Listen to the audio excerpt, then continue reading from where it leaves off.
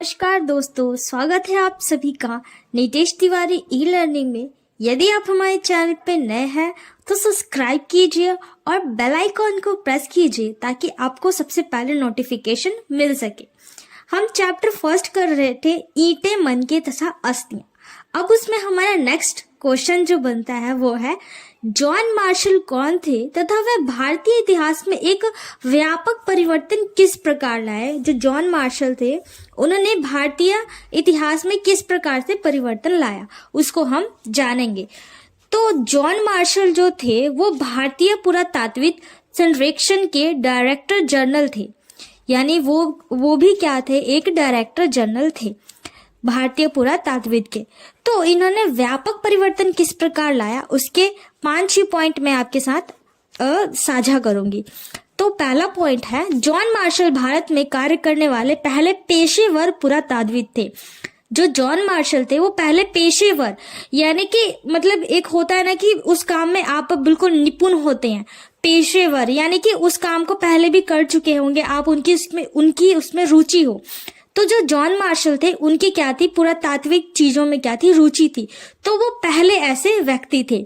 दूसरा पॉइंट है, वह अपने साथ यूनान तथा क्रीट के अपने कार्यों का अनुभव लेके आए थे। जैसे कि मैंने बताया कि पेशा यानी उनका कार्य यही था पुरातात्विक वस्तुओं का क्या करना, पता लगाना और उनकी खोज करना। तो वो पहले ही कहां से, यूनान तथा क्रीट से अपना अनुभव लेकर आए थे। तीसरा पॉइंट हमारा रहेगा, आपने अपने अनुभवों से ही उन्होंने क्या किया था, सिंधु घाटी में कई नई सभ्यता की खोज की घोषणा की 1924 में। जो जॉन मार्शल थे उनके पास इतना अनुभव था कि उन्होंने बताया कि सिंधु घाटिया में एक सभ्यता नहीं बल्कि कई और नई सभ्यताएं भी थी। चौथा पॉइंट हमारा रहेगा, उन्होंने टीलों का अध्ययन क्षैतिज इकाई के आधार पर किया। जो जॉन मार्शल थे उन्हें जो टीले मिले थे उनका अध्ययन जो उन्होंने किया क्षैतिज इकाई के आधार पर किया। तो इस प्रकार क्या था, जॉन मार्शल ने भारतीय पुरातात्विक में व्यापक परिवर्तन लाया। उन्होंने बताया कि भारतीय इतिहास ऐसे नहीं ऐसे था। तो इस प्रकार आप इसे अपने एग्जाम में लिख सकते हैं। क्वेश्चन है, आर.ई.एम. व्हीलर कौन थे तथा इनका भारतीय इतिहास में क्या योगदान था। यानी आर.ई.एम. व्हीलर का भारतीय इतिहास में क्या योगदान रहा था। तो आर.ई.एम. व्हीलर भारतीय पुरातात्विक सर्वेक्षण के डायरेक्टर जनरल 1944 में थे। उन्होंने पुरास्थलों की खुदाई टीलों के स्तर के विन्यास के आधार पर की। जो आर.ई.एम. व्हीलर थे वो डायरेक्टर जनरल वो भी थे। तो उन्होंने टीलों के स्तर विन्यास के आधार पर क्या की थी, खुदाई की थी।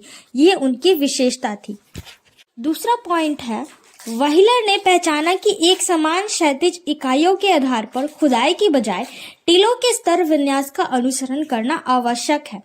यानी जो क्षैतिज इकाइयां हैं उनके आधार पर खुदाई ना की जाए, उनके स्तर विन्यास के आधार पर क्या वहां पे खुदाई की जाए।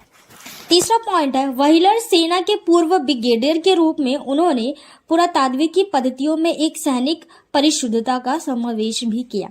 जो व्हीलर थे वो क्या थे, पूर्व ब्रिगेडियर भी थे सेना के।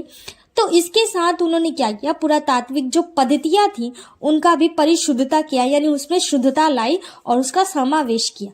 तो इस प्रकार से जो आर.ई.एम. व्हीलर थे उन्होंने अपना भारतीय इतिहास में योगदान दिया। प्रश्न है, पुरातात्विक अपने खोज को किस प्रकार वर्गीकृत करते थे। जो पुरातात्विक है अपने खोजों का वर्गीकरण किस प्रकार से किया करते थे, इसको हम जानेंगे। तो पहला पॉइंट है, वर्गीकरण का एक सामान्य सिद्धांत प्रयुक्त पदार्थों जैसे कि पत्थर, मिट्टी तथा धातु, अस्थियां, हाथी दांत आदि से संबंधित होते थे। यानी जहाँ पे ये प्रयुक्त होती थी, यानी वहाँ पे जो चीजें इस्तेमाल में लाई जाती थी उसके आधार पर। दूसरा पॉइंट है, अधिक जटिल उसकी उपयोग के आधार पर होता है। पुरातात्विक को यह तय करना पड़ता था कि कोई पूरा वस्तु, कोई औजार है तथा आभूषण है। यानी ये समझना बड़ा मुश्किल था, जो प्रयोग में लाई जा रही है वस्तुएं उसका प्रयोग किस प्रकार से किया जाता होगा, क्या वो आभूषण था, क्या वो औजार हुआ करता था। तो ये भी एक वर्गीकरण का आधार था। तीसरा पॉइंट है, किसी पुरातात्विक की उपयोगिता की समझ अक्सर आधुनिक समय में प्रयुक्त वस्तुओं से उसकी सामान्यता पर आधारित होती थी। उदाहरण जैसे कि मन के चक्किया, पत्थर के फलक। अब जैसे कि हम हैं तो हम क्या करेंगे, जो पुरातात्विक वस्तुएं हैं और आज के समय में प्रयुक्त होने वाली वस्तुएं हैं, तो हम दोनों के बीच में देखेंगे प्रयुक्त यानी कि समानताएं क्या है। जैसे चक्की है तो चक्की का प्रयोग तब भी आटा पीसने के लिए होता था और अब भी आटा पीसने के लिए होता है। तो पहले का बात था कि वो पत्थर से बनाया जाता था, अब हमारे पास क्या हो गए, मशीन हो गए हैं। जो पत्थर के फलक है हम देखते हैं कि उसका वो औजार के रूप में भी प्रयोग करते हैं, और कई बार देखते हैं जो मनके हैं उसका भी वो क्या करते थे, आभूषण के रूप में प्रयोग करते हैं। तो जो पुरातात्विक थे ये क्या हो रहा है, डिफरेंट करना उनके लिए क्या हो जाता था, मुश्किल हो जाता था। चौथा पॉइंट है, कभी कभी क्या होता था, पुरातात्विक को अप्रत्यक्ष साक्ष्यों का सहारा लेना पड़ता था। जैसे कि हड़प्पा स्थलों से कपास के टुकड़े मिले हैं पर पहनावे में चित्रण पर निर्भर पड़ता है। अब क्या होता है कि जो पुरातात्विक है वो अप्रत्यक्ष साक्ष्य जो होते हैं ना उसको भी रिलेट करते हैं उससे कि क्या इसका लिंक इससे है। जैसे कि क्या होता है कि हड़प्पा के स्थलों से कपास के टुकड़े मिले हैं लेकिन उसके क्या पहनावे में उसका चित्रण कहीं भी निर्भर नहीं कर रहा है, कहीं भी नहीं मिल रहा है। तो इस प्रकार से क्या था, जो पुरातात्विक थे वो खोज का वर्गीकरण करते थे। प्रश्न है, हड़प्पाई मोहरों से हड़प्पा की धार्मिक विशेषता का पता चलना। जो हड़प्पाई मोहर थे उससे हमें धार्मिक विशेषता का कैसे पता चलता है। तो पहला पॉइंट रहेगा मातृ देवी की पूजा। जो हड़प्पा वासी थे क्या करते थे, मातृ देवी की पूजा करते थे। आभूषणों से लदी हुई नारी मृण मूर्तियां, जिसमें से कुछ के शीर्ष पर विस्तृत प्रसाधान थे जिन्हें मातृ देवी की संज्ञा दी गई। एक मूर्ति पाई गई हड़प्पा में जो क्या थी, पूरे आभूषणों से लदी हुई थी, जिसे क्या मातृ देवी की संज्ञा दी गई। दूसरा पॉइंट है शिव की पूजा। जो हड़प्पा वासी थे एक अर्ध शिव की पूजा करते थे जिसके चारों ओर जानवरों को घिरा दर्शाया गया है। जो हड़प्पा वासी थे एक अर्धनारेश्वर की पूजा करते थे जो कि चारों ओर से क्या थे, जानवरों से घिरे हुए थे। लिंग की पूजा, हड़प्पा वासी इसके अतिरिक्त पत्थर की शंक्वाकार वस्तुओं की लिंग के रूप में पूजा किया करते थे। जो हड़प्पा वासी थे वो लिंग की पूजा किया करते थे, उसके भी साक्ष्य हमें प्राप्त हुए हैं। चौथा पॉइंट है प्रकृति की पूजा। कुछ हड़प्पाई मोहरों पर प्राकृतिक चित्र जैसे कि पेड़ पौधे उत्कीर्ण थे।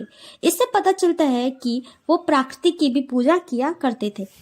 तो ये जो सारे साक्ष्य मिले हैं, मातृ देवी की पूजा, शिव की पूजा, लिंग की पूजा तथा प्रकृति की पूजा, ये सारे साक्ष्य हमें बताते हैं कि जो हड़प्पा वासी थे वो क्या किया करते थे। मतलब उनकी धार्मिक विशेषता बताती है कि वो प्रकृति को भी माना करते थे और देवी देवताओं को भी माना करते थे। यदि आपको ये वीडियो पसंद आई हो तो लाइक, सब्सक्राइब एंड शेयर करना ना भूलें। और यदि आप हमारे चैनल पे नए हैं तो प्लीज सब्सक्राइब करके जरूर जाइएगा और बेल आइकन को प्रेस कर दीजिएगा ताकि आपको नोटिफिकेशन सबसे पहले मिल सके। जय हिंद, जय भारत।